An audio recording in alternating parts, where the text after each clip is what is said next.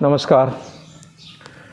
मैं आपके बीच में आज पुनः उपस्थित हुआ हूँ और एक ऐसा मुद्दा और ऐसा विषय जो हम सबको उद्वेलित कर रहा है। राजस्थान का वो सौहार्द, शांत और संस्कृति और सभ्यता का ये प्रदेश, तो कल्पना नहीं की थी कि राजस्थान भी अशांत के दौर में गुजरेगा। कश्मीर की जो हालत थी, आसाम के जो हालत थे, तब चिंता वहाँ की होती थी कि कश्मीर आगे क्या होगा, आसाम में आगे क्या होगा। परंतु वो धीरे धीरे खिसकता वही नासूर बन कर के दीमक की तरफ फैलता फैलता पूरे प्रदेश में आया, राजस्थान तक पहुंचा। और राजस्थान के भी बिल्कुल सीमांत क्षेत्र में बाड़मेर, जैसलमेर तक ये एक खतरनाक आंधी की तरफ फैलता हुआ उग्रवाद की हवा के कुछ तत्व यहाँ आकर के भी सांप्रदायिक सौहार्द बिगाड़ने के लिए पूर्ण योजनाबद्ध ढंग से सीमांत क्षेत्र में भी पहुँच गए। इसलिए चिंता का विषय ये हुआ कि वहाँ से चल कर के यहाँ तक पैरों तले तक आ चुकी ये आंधी हम सबको बवंडर बना करके उड़ाने में लगी हुई है। और दुखद विषय ये है कि चाहे शहर का वातावरण हो, चाहे ग्रामीण क्षेत्र का वातावरण हो, सबको दूषित किया, प्रभावित किया और सबको टारगेट किया, लक्ष्य बना करके एक एक को प्रताड़ित कर रहे हैं। मैं बाड़मेर और जैसलमेर की बात करूँगा। जैसलमेर के अंदर, चांदन के अंदर आप सबको मीडिया के माध्यम से ज्ञात हुआ होगा कि कुछ दिन पहले अवैध हथियारों के माध्यम से हमारे एक युवक पर फायरिंग की गई।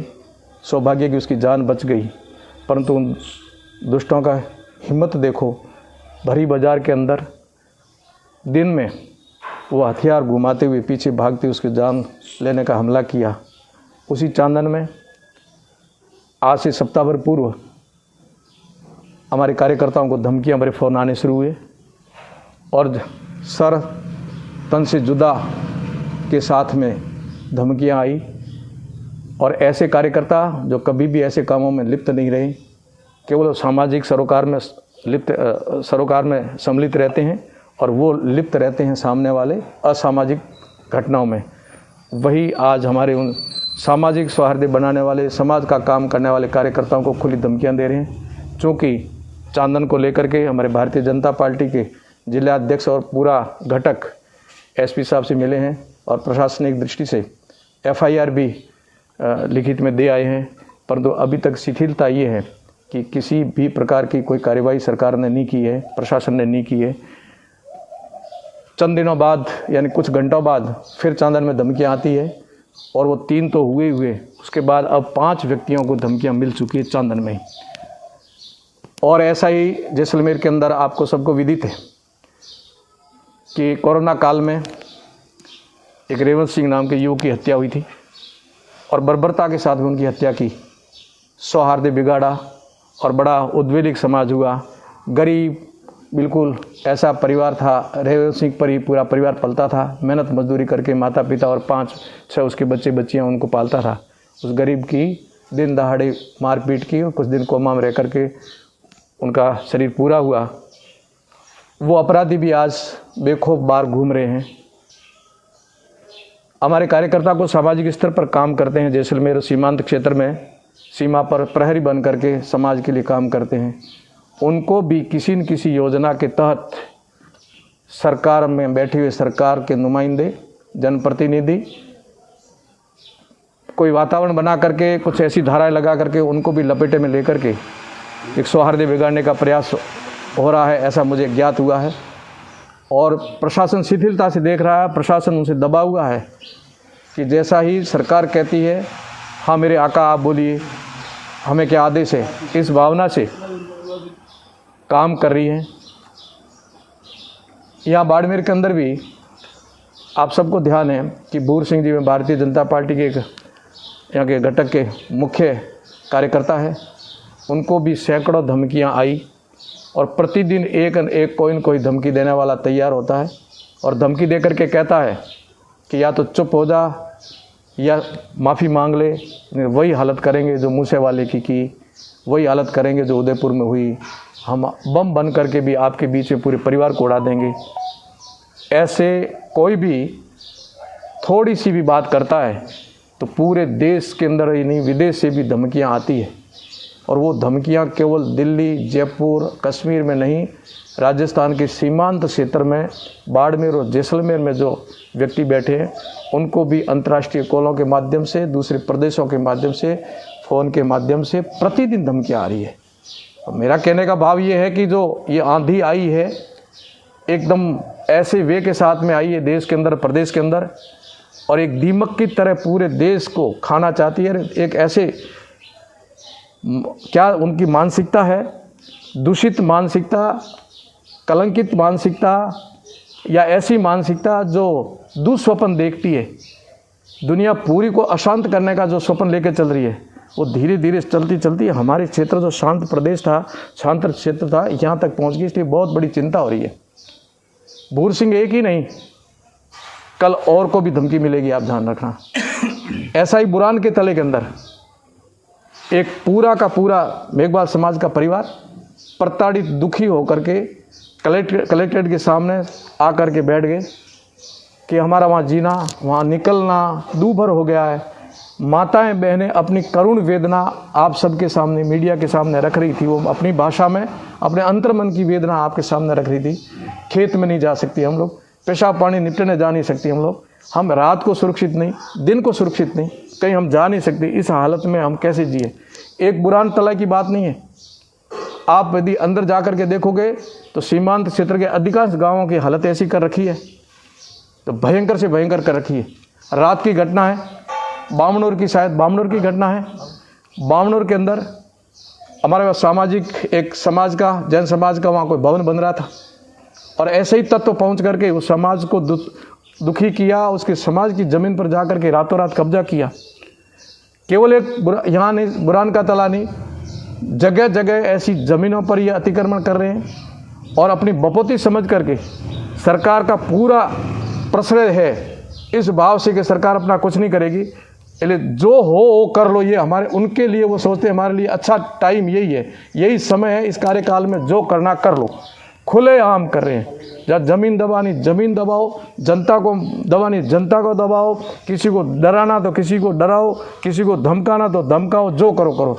रात की घटना जैसलमेर की सैम बुरहान के तले जैसी रात की घटना है। सत्याई गांव के अंदर गोचर भूमि, तालाब की भूमि, जहाँ अतिक्रमण करके पहले बैठे थे कुछ लोग, जो जागरूक लोग गांव के, उन्होंने कहा ये गोचर है, तालाब की ज़मीन है, इसलिए यहाँ अतिक्रमण नहीं होना चाहिए। रात भर वहाँ संघर्ष चला है। कई गाड़ियाँ, ट्रैक्टर कहाँ से पहुँच गए, किसके आ गए, स्थानीय लोगों के नहीं थे, बाहर के लोगों के ट्रैक्टर पहुँच गए, बाहर के लोग आ गए, वहाँ आकर के जमात की जमात बैठ गई। तो ये कब तक चलेगा? ये आंधी जो चली है, ये देश और प्रदेश के लिए, हम सब के लिए बहुत खतरनाक आंधी है। इसको हम सबको, जो सांप्रदायिक सौहार्द की बात करते हैं, जो भाईचारे की बात करते हैं, उनको व्यवहारिक दृष्टि से भाईचारा अब दिखाना पड़ेगा। जब ऐसे असामाजिक तत्व जो खड़े होते हैं, उनको शरण देने वाला कौन, उनको प्रश्रय देने वाला कौन? किसी एक की जबान में शब्द निकला है कि बुरहान के तले में ऐसा हुआ? कोई चोटन क्षेत्र का, चाहे कोई जनप्रतिनिधि हो और चाहे उस समाज का मुखिया हो, किसी ने उनकी दर उधर वेदना को समझ करके सामने आकर के कहा कि खबरदार इनको परेशान किया हो तो? भूर सिंह को धमकियां मिल रही हैं, पर किसी भी समाज के व्यक्ति ने आकर के कहा कि जो धमकियां दे रहे हैं उनको चुनौती दी? नहीं, भूर सिंह के लिए भी कोई किसी की जबान नहीं खुलेगी। ये दुख और पीड़ा है। एक तरफ वो कहते हैं हम भाईचारे की बात करेंगे, और जहाँ संकट खड़ा होता है वहाँ भाईचारा दिखाने के लिए तैयार नहीं होते हैं। ये काय का भाईचारा, कैसा भाईचारा? सरकार जितना प्रश्रय देगी इतना इनको बल मिलता जाएगा। अब चिश्ती का हाल देख लो, अजमेर के अंदर इस प्रकार VIP ढंग से उसको जेल में ले जा रहे हैं। आपने वीडियो देखा, मैंने वीडियो देखा है। पुलिस की गाड़ी में बैठ रहा है, हंसी मजाक कर रहा है, विक्ट्री का निशान बता रहा है, और उसके चेहरे पर मुस्कान है। कहीं लगता है कि उसने कोई बहुत बड़ा अपराध कर दिया। कोई खौफ नहीं पुलिस का, कोई प्रशासन का उस पर खौफ नहीं है। और यहाँ तक मैंने सुना पुलिस वाला ने यूँ कहा है कि आप तो ये कह दो कि मैंने नशा किया हुआ है। यानी आप ये वकालत भी करनी शुरू कर दी आपने कि मैंने नशा किया, ये कह दो आप। और ये मुख्य आरोपी को आप ये बातें कर रहे हो, जो सांप्रदायिक सौहार्द बिगाड़ते हैं, पूरे प्रदेश को उद्वेलित करते हैं। जो उदयपुर की घटना हुई उसमें इनका भी मुख्य भूमिका रही है। ऐसे व्यक्तियों को पुलिस इस प्रकार से ले जाएगी। उदयपुर की घटना जघन्य हुई और राजस्थान को एक बहुत बड़ा कलंक का छींटा लगा है। कभी कल्पना नहीं की थी राजस्थान के अंदर ऐसी घटनाएं होगी।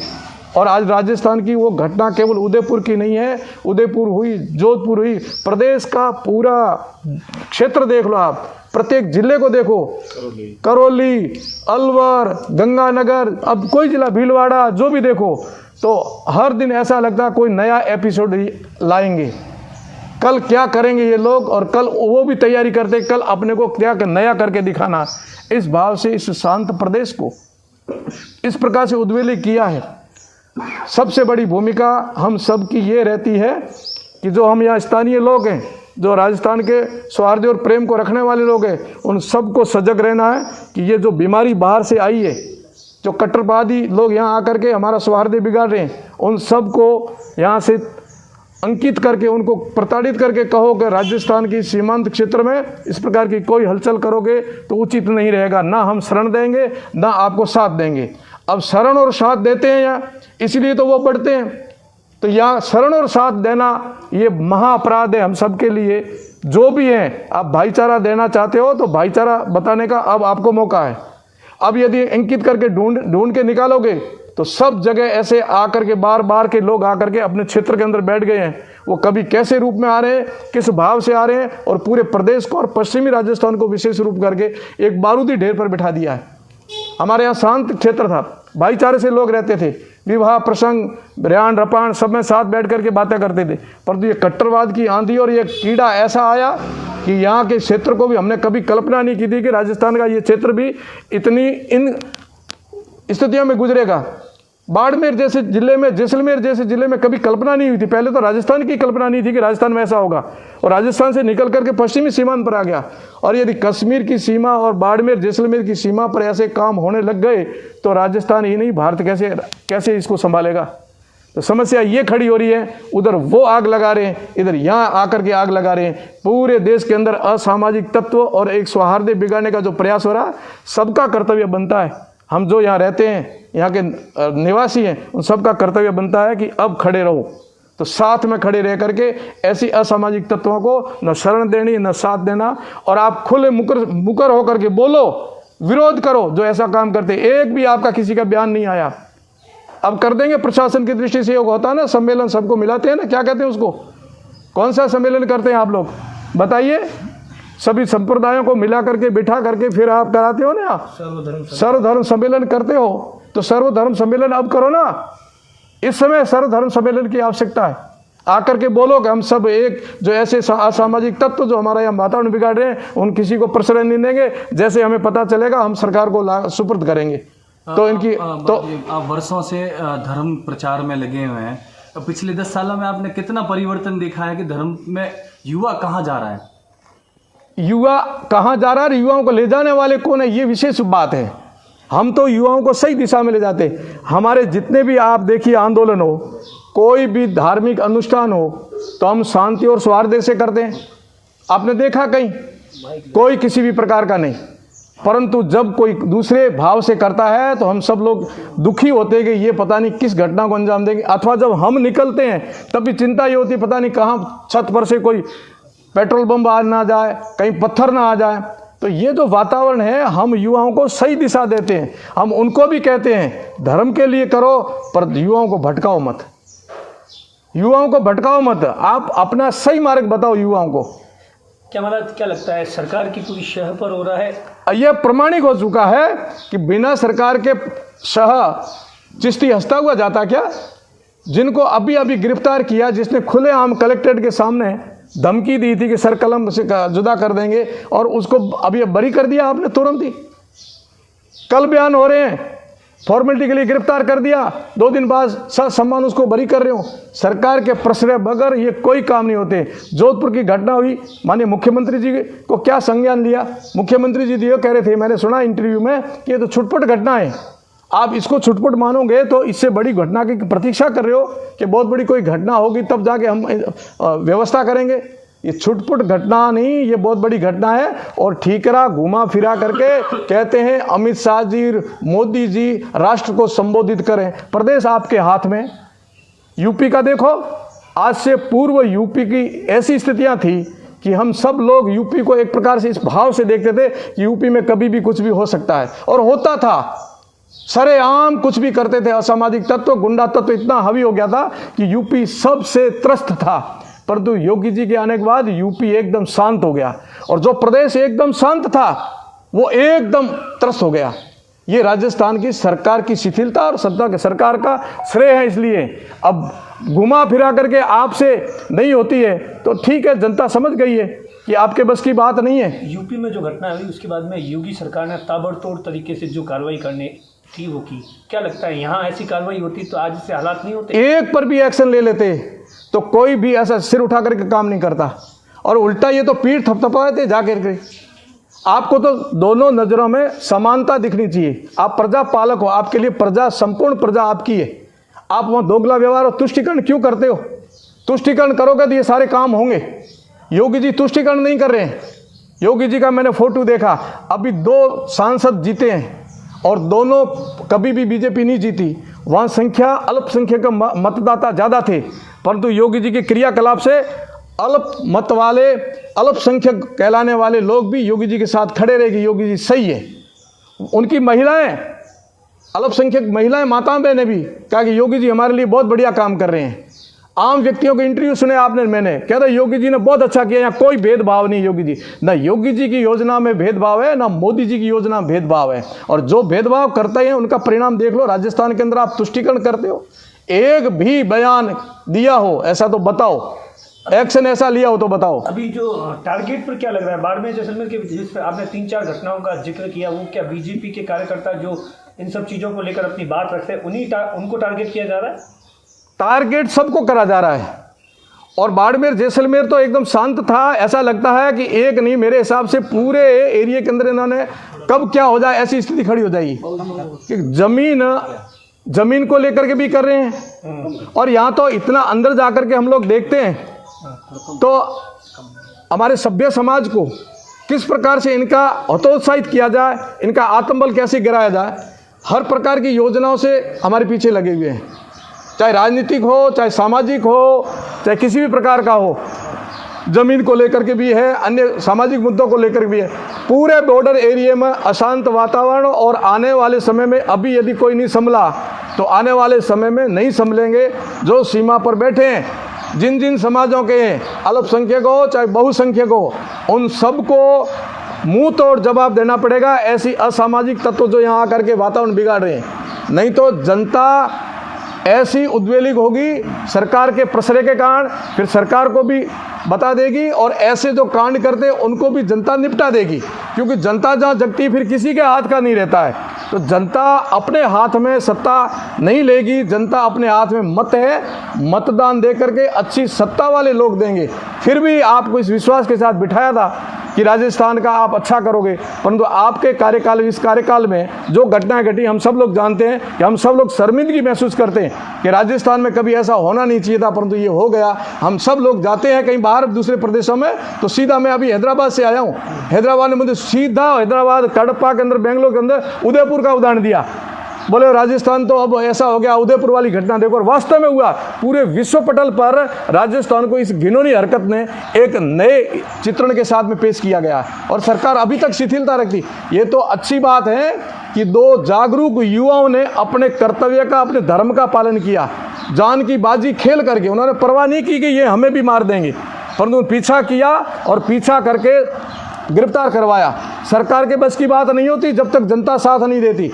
ठीक ऐसे घर घर में आपको भी ऐसे ही भूमिका निभानी पड़ेगी, जैसे उन 2 युवाओं ने, रविंद्र और प्रताप, और एक दूसरे का नाम उदय सिंह है, ऐसा नाम है, जो भी है, हमारे ऐसे जागरूक युवा जिन्होंने अपनी जान की परवाह किए बगैर जा करके उनका पीछा किया और पीछा करके उनको गिरफ्तार करवाया। और दूसरा, जब वो कन्हैयालाल जी पर आक्रमण कर रहे थे उस समय भी वहाँ काफ़ी लोग थे, परंतु किसी की हिम्मत नहीं हुई।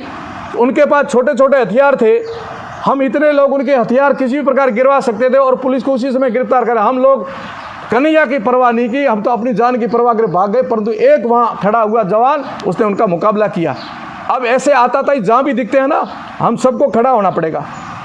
चाहे कोई हो। सरहदी बागी इलाका जो है बाड़मेर जैसलमेर, यहाँ प्रतिबंधित थाना क्षेत्र है। बाड़मेर शहर का आदमी भी रामसर, सेडवा, गागरिया इन इलाकों में आ जा नहीं सकता बिना परमिशन के। लेकिन कई बार ऐसी रिपोर्ट्स आई है कि वहाँ पर जो धार्मिक एक तरीके से एजुकेशन हब बने हुए हैं, वहाँ पर बिहार के, पश्चिमी बंगाल के और वहाँ के लोग आके पढ़ाते हैं। सभी बाहर के हैं। आपको नहीं लगता कि ये एक बहुत बड़ी ढिलाई है जो भविष्य में बहुत बड़ा खतरा बन? मैंने सबसे पहले यही कहा कि हमारे शांत प्रदेश, शांत क्षेत्र जहाँ साथ में उठते बैठते थे, परंतु ऐसे लोग बाहर के आकर के ऐसे शिक्षा, ऐसे संस्कार डाल करके युवाओं को दिग्भ्रमित कर रहे हैं। हम लोग युवाओं को सन्मार्ग पर चलने के लिए प्रेरित करते हैं, वे बाहर के आकर के लोगों को, युवाओं को दिग्भ्रमित कर रहे हैं, जो दिशा से भटका रहे हैं और एक कट्टरवादता की तरफ समाज को भी ले जा रहे हैं। जिस समाज के वो लोग हैं उस समाज को भी नुकसान कर रहे हैं और देश को भी कर रहे हैं, हम सबको नुकसान कर रहे हैं। तो मेहरबानी करके आपको अध्ययन करवाना तो अपने यहाँ के व्यक्ति ही यहाँ आप पढ़ाएं। आप आपके धार्मिक जो भी पुस्तकें हैं वो आप ही पढ़ाएं ना यहाँ के योग्य बन के। बाहर वालों को ला करके क्यों अशांत वातावरण करते हो? बाहर वाले बहुत खतरनाक यहाँ आकर के वातावरण बिगाड़ रहे हैं। क्या पोखरण जो है वो भी ऐसे लोगों के निशाने पर है? वहाँ पर भी हाँ, गतिविधियाँ हो रही? मैं आपको पोखरण का उदाहरण दूं, मुझे कहना तो नहीं चाहिए था, आपने पूछा था कहूँ। एक दिन हमारा कार्यकर्ता रात को निकला, कहीं जा रहे थे, पोखरण से निकले कोई मंदिर है और वहाँ रात को निकले, वापस आ रहे तो कुछ सुगबुगाहट हो रही थी, एकांत में कुछ आवाज़ें आई। तो उस कार्यकर्ता ने सोचा कि यहाँ कौन बोल रहा है, मैं जाके देखता हूँ। वहाँ गए तो 4-5 युवा थे, भाग के एक छोटी सी जगह थी उसमें छुप गए। तो हमारा कार्यकर्ता पीछे गया, उसने देखा इसके अंदर घुसे क्यों, घुसे है तो कोई न कोई कारण होगा।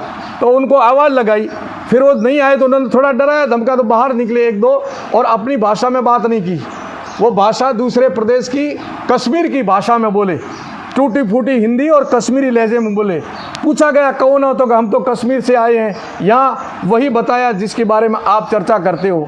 रात को वहाँ जंगल में एक सुनसान मकान में मिल सकते हैं और वहाँ बैठ करके पता नहीं कौन सी योजना बना रहे थे, कल यहाँ भी बना रहे होंगे। पोखरण हो, चाहे बाड़मेर हो, चाहे जैसलमेर हो, ये जो बाहर के लोग आ करके घुस रहे हैं ना, ये पूरे प्रदेश के अंदर फैल रहे हैं, ऐसे मकड़ी की तरह फैल रहे हैं कि हम इस मकड़ जाल में ऐसे उलझ जाएंगे, फिर निकलना बड़ा मुश्किल हो जाएगा। मैं अलवर गया और अलवर, ये आवाज़ मुझे पता पूरे प्रदेश और देश तक जाएगी। अलवर के अंदर भी मुझे हमारे कार्यकर्ताओं ने बताया कि मेवात क्षेत्र ऐसा हो गया है कि वहाँ यदि अल्पसंख्यक में हमारे भाई हैं तो वहाँ जो बहुसंख्यक है वो कहेगा वही करना पड़ेगा। मंदिर में पूजा करनी कि नहीं करनी वो तय करेंगे। मंदिर बनाना किस जगह बनाना, यानी जो आप कूड़ा डालते हो वहाँ आप मंदिर बना दो, कचरा डालो वहाँ मंदिर बना दो। घर में रंग कैसा करना वो तय करेंगे, बेटी की शादी कैसी करनी वो करेंगे। और अधिकांश ज़मीन आप जाना है, यहाँ से बाड़मेर से चल के जाना, आप खोज करना कि मेवात के क्या हालत है। अधिकांश ज़मीन गांव के गांव खाली करवा दिए और वो अपने बैठे। अधिकांश लोगों का धर्म परिवर्तन करवा दिया। मैंने पूछा धर्म परिवर्तन हो गया? ऐसी मैं मानता नहीं हूँ कि कुछ लोग जो न्यूट्रल टाइप के थे मेवाती, वो शायद कुछ अन्य अपने धर्म के लिए थोड़ा और अनुष्ठान करने लगे होंगे। नहीं कि ये तो धर्म परिवर्तन है। और जिन्होंने धर्म परिवर्तन किया उनके भी हमने देखा है कि हमें प्रताड़ित करके, हमें दबा करके धर्म परिवर्तन किया गया था और ये हालत मेवात के हो गए हैं। मेवात के अंदर ये हालत हो रहे हैं, सीमांत क्षेत्र में ये हो रहे हैं, जोधपुर में हो रहे हैं, उदयपुर में हो रहे हैं। पूरे प्रदेश में ऐसा वातावरण बिगड़ गया जो कभी कल्पना नहीं करती थी। ये सांप्रदायिक जो तनाव बढ़ रहा है, ये केवल सरकार की शिथिलता है और सरकार पूर्ण रूप से मनोबल बढ़ा रही है, उसका चिश्ती स्वयं प्रमाण है। और जितने पकड़े गए वो सब बाइज्जत थोड़े दिनों में ही उनको सम्मान छोड़ रहे हैं। तो ये जो स्थितियाँ वास्तव में खतरनाक है। बाहर के जो आ रहे हैं उन पर नज़र रखें और यहाँ के लोग नागरिक जागरूक रह के अपने धर्म का निभाएं, कर्तव्य निष्ठा होकर के निभाएं अपना कर्तव्य। अपने धर्म की रक्षा के लिए संत समाज को किस तरह से आगे आना चाहिए? संत समाज जो परंपरा से अपने धर्म के लिए जो परंपरा पाली थी, उसी परंपरा को पुनः जीवित करना पड़ेगा। संत ऐसा भाव ऐसा हो जो मनुष्य को मनुष्य बनाए, मनुष्य को राक्षस नहीं बनाए। हम लोग देवत्व की तरफ ले जाने वाले हैं। हम लोग संस्कार दे करके मानव को मानव बनाने वाले, मानव को हैवान, मानव को दानव और मानव को राक्षस नहीं बनाने वाले हैं। परंतु साठ्यम साठ्य समाचरित, जब ऐसी शिक्षा आएगी ना तो लोग भी हमारे बस के नहीं रहेंगे।